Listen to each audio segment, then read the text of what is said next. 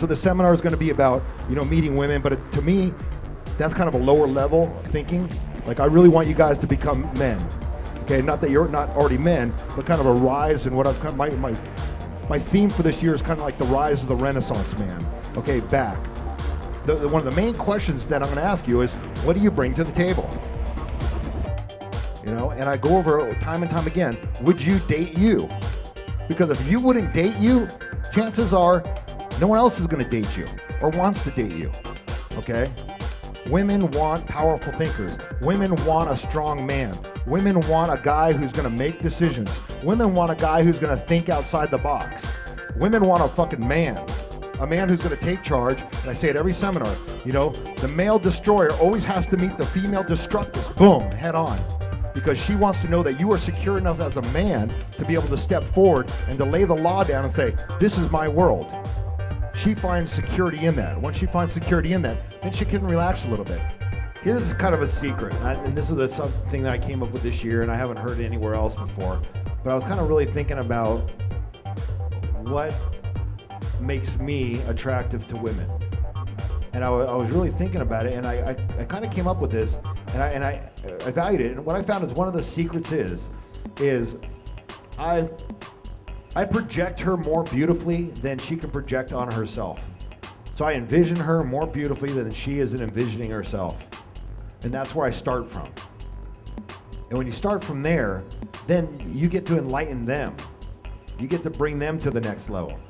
Because like I said, a lot of women are insecure. And when you can hold that light for them, they're gonna bond to it. So if you can hold them in a high light, then you can lead them to that. Your mind's gonna self-organize around it. Very powerful concept. Try to do that, because if you can see them more beautifully than they see themselves, they're gonna be that much more attracted to you, because that feels good to them. And you have to be honest about it too, okay? You can't really make that shit up. A lot of guys and women have argued this with me, but if a man is completely into his girl, 100%, and that's fine, I'm all about that. But if he's given up his passion, his work, his vision for her, then he's cutting himself off from his mission statement in life. When a man cuts off his own mission, his purpose in life, to give her all the attention, he's fucked the relationship.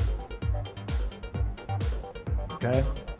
And a woman, when she sees a man passionate about what he does and his love and his involvement in it, she wants a little bit of that passion. So it's going to draw her closer to you. What do you think about guys when they're too nice and they try to bring things all to the table? And I've done this when I was a young kid, stuff like that. Like a guy, all of a sudden you meet him right there and he's bringing you flowers. Like, what's going through your minds when guys do that? I've already won and you're wasting my time. Okay. Like, seriously, I've already won. I mean, there's nothing more.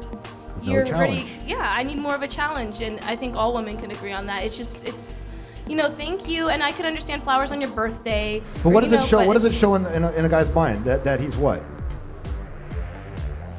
Yeah, whooped. When you say bring flowers, are you talking about after a first couple dates? Are you talking No, I'm about? talking about you just met him and all of a sudden he's sending you texts, or he's bringing you flowers, or he's like, hey, I got this for you. Oh or, yeah, that's too much. That's too much. In the Okay. beginning, yeah, it's like you're whooped. But I mean, I like getting flowers every now and then, but not right in the beginning, of course. Women want a little bit of a bad boy, and I always say this: a bad guy, the bad boy, is like a brownie sundae. Women know it's bad for them, but they crave it. Okay? The good guy is like a salad. Girls know it's good for them, but they don't really want it.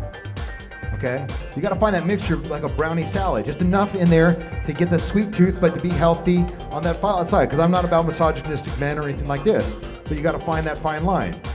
I have to say something. Michael, my friend here, we were in the back and we were saying hi to the gentleman, and I was in a conversation, and Michael, we've talked about this, interrupted me and said, hey, with food hanging out of his mouth, and started snapping his fingers at me. And I stopped him. I said, stop, that's extremely rude. It was very impolite. I was talking, I'll get to you in a second, and then we talked about a different way to approach people besides being so aggressive and instantly stamping your fingers at somebody and wanting them to stop what they're doing and talking to them. Totally wrong. Women love a challenge.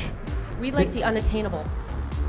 Absolutely, the unattainable. So drop the seed and pretend like you're not interested.